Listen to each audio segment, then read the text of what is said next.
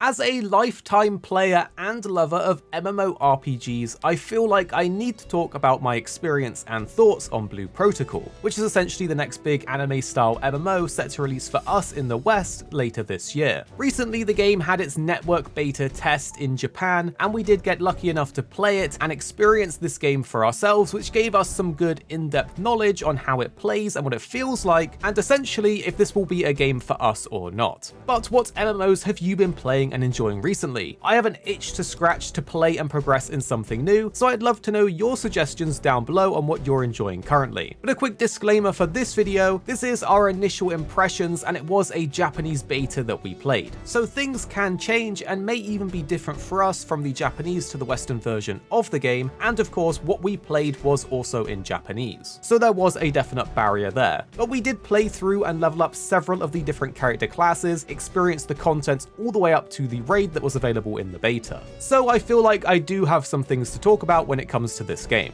Let's start off with an overview of what Blue Protocol is. It's an upcoming massively multiplayer online action RPG being developed by Bandai Namco with a gorgeous anime aesthetic, large open world to explore although it is instanced, and a promise of massive online content such as raids with up to 30 players, world bosses to take down, and dungeons as you go through and level and progress. Essentially think of it like your run-of-the-mill MMORPG. You create a character, you have classes to pick, you level up, you increase your gear score to get more powerful, although these systems are very different and we will jump into that a little later on. Of course, with it being an MMO, there is an open world that you share with other players as you're out there questing and leveling and doing things in the world. You also have your hub city with a bunch of different vendors and things to do, changing your character to craft, to pick up quests and all that kind of stuff. I will say that my very first impressions for about the first 5 levels, the first couple of hours of playing, I did play the Spell Weaver, the mage class in the game. And for me, I just didn't click with it. And so to begin with, I wasn't really enjoying my time. But during my downtime when not playing, it gave me that feeling of wanting to play more. And then essentially I ended up switching classes and ended up loving it, and that new class clicked for me. So much like any MMORPG, the class that you play will definitely impact your enjoyment and if this game will be for you. I do have my own issues and gripes which we'll get to as we go through, but I also had a lot of things I did like, so there are definitely some pros and cons here for Blue Protocol.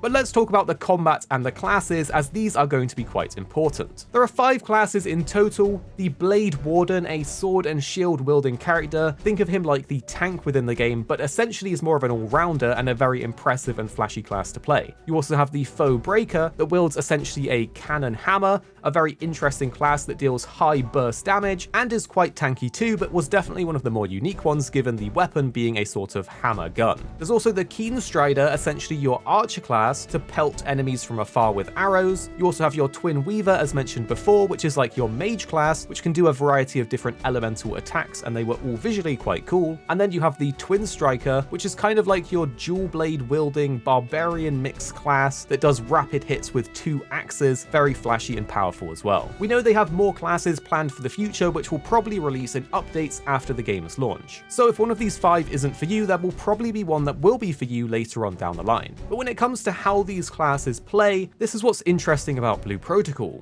You essentially only have 4 active class abilities that you can use at one time and your ultimate. You also have 2 summons that are universal between all classes, and you also have basic attacks, but these can be impacted with directional input. So the combat does have some depth, but more would definitely be appreciated. On one hand, it's very easy to pick up and play because of the limited number of abilities. On the other hand, as you sink more time into the game, your class doesn't feel quite so complicated as you get to grips with the 4 active abilities that you have and when to use them. So this definitely isn't like other MMOs where you have a skill bar of 20 plus abilities that you're having to manage. Some of you will probably love that, and some of you will probably hate that, but that's the way that this game plays. For the early levels, I didn't mind this at all, and I definitely found the combat to be enjoyable. but I am slightly worried about how this will feel hundreds of hours into gameplay. One thing that I did notice that is definitely class specific is that some classes have super high cooldowns on their abilities, so essentially you end up auto-attacking or doing basic attacks quite often as you're waiting for your cooldowns to finish, as you can be looking at 20, 30, 40, 50 plus seconds cooldown on some of your abilities. Another thing to be aware of with the classes is that the trinity of healers, tanks, and DPSs aren't quite so defined within this. While there are some some classes that excel at doing just DPS and others that excel at tanking, there definitely isn't currently a fully dedicated healer class. So most of the time in party play, you're essentially responsible for your own health. But maybe some of this will change with new classes in the future or as certain classes get to higher level. The Keen Strider, the Archer class, does have some support-based abilities, so maybe those are expanded upon as you get higher and higher in the game. One thing that the game does, which is fantastic though, is that when you make your character, you can actually play all of the different classes on that character and easily switch between them. But you will have to freshly level up those classes all over again, which can be quite daunting and take some time. And this takes us into the questing, leveling, and gear progression of the game. Oddly enough, the pace of leveling within the game is actually super slow.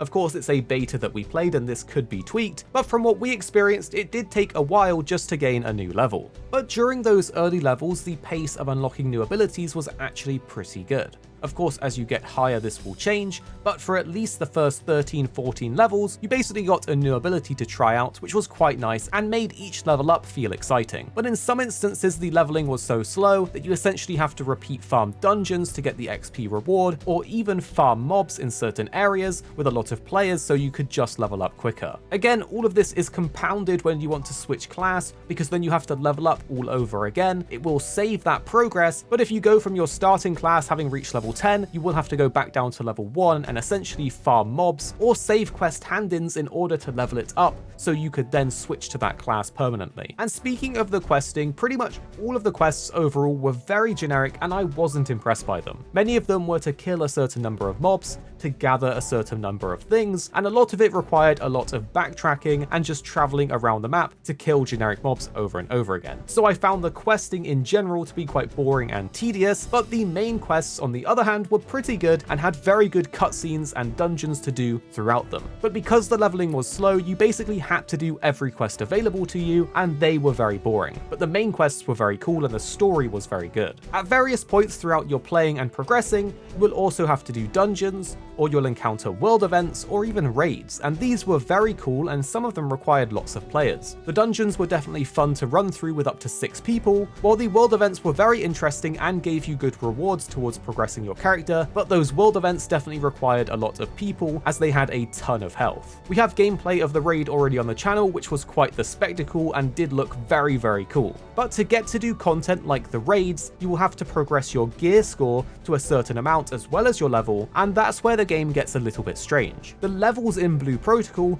don't exactly correlate to how powerful your character is. Instead, you have a separate thing that you need to progress, which is essentially your gear score or item level. And unlike other MMOs where you're going to have an armor set, a bunch of accessories and things like that that give you stats and perks, in Blue Protocol it's very different. Your armor doesn't really seem to impact much. Instead, your weapons, your summons, and your badges are where you get your gear score and stats from. And to get all of these things, you have to craft them. And in order to get the recipes and materials to craft them, you need to use the adventure book system, which was a very tedious system full of very repetitive and boring tasks in order to get the things that you need in order to progress. We actually ran into issues with this system where if you pressed a certain button, it would kind of deactivate that task and then you wouldn't get any progression counted towards it. And this led to lots of backtracking when we finally figured out why we weren't getting progression by doing what the thing was telling us to do. On top of this, in order to craft the things that you needed certain drops off of certain enemies, and those drop chances were super low, which made it super grindy. Although both the adventure book system and the drop chances have been addressed by the game's director, so we can expect these things to be improved and changed. But in the beta, they were definitely one of the biggest hurdles that you had to overcome, and in my opinion, I think this whole system should be reworked or completely redesigned. Now, I have just dropped a bunch of information on you about the gear progression system, the leveling and the questing, but I do want to emphasize this. Even though these systems weren't perfect and some of them very grindy or repetitive, I did still get that good feeling when you're playing a game and you can feel your character getting stronger and you can feel your hard work paying off. It gave me that sense of pride when I finally crafted that new badge and upped my gear score so I could be more powerful and do the next thing. So even with all of these systems that look like they will probably be changed and improved, it did still feel good to do the things and get more powerful and finally have that gear piece slotted in and then see your gear score go up. But let's talk about the multiplayer side of things, because it did feel very good and rewarding to play with other people. You have individual loot, which means you weren't fighting over certain drops. It did did speed up questing when you played in a party so you could kill things faster and move forward faster, but unfortunately quests aren't shared, so everyone has their own individual checklist of things that they need to do, and it can be hard to sync up with your friends. The open world did feel very populated and alive though. This could just be hype for the beta, but I always love it when you play an MMO and you can see people in the world killing things, gathering, and it makes it feel like it's alive and a good place to be. Furthermore, the dungeons were super fun to do with other players, although as mentioned before, the trinity of MMO classes with tanks, healers, and DPSs isn't exactly there or isn't quite as defined, so it was a little odd not having dedicated roles as you went through, and most of the time you were essentially just running through unga bungering killing mobs. But overall, my conclusion is that I'm actually really excited for the game. There's a bunch of things I want to see improved or changed, and I really hope they will do that, especially things that will make it a more easily digestible game for us as a Western audience. As mentioned before, I have that feeling of wanting to log back in and play and progress, which overall to me meant the game was enjoyable enough that I want to play more. Of course, it was a beta and we couldn't get to maximum level, so we can't comment on the end game just yet, and that will make or break things. It definitely feels like a good MMO from what I've played to play with friends, at least casually, as it's very easy to pick up, but the speed of progression is definitely something that needs tweaking if that is your goal. But the world did look visually great,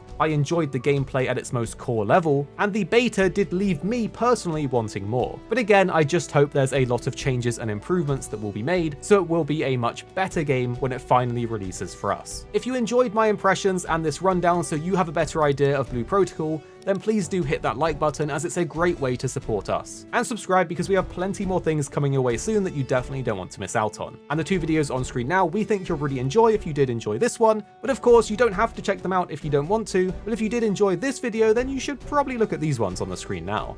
And then tell us what you think after watching in the comments down below.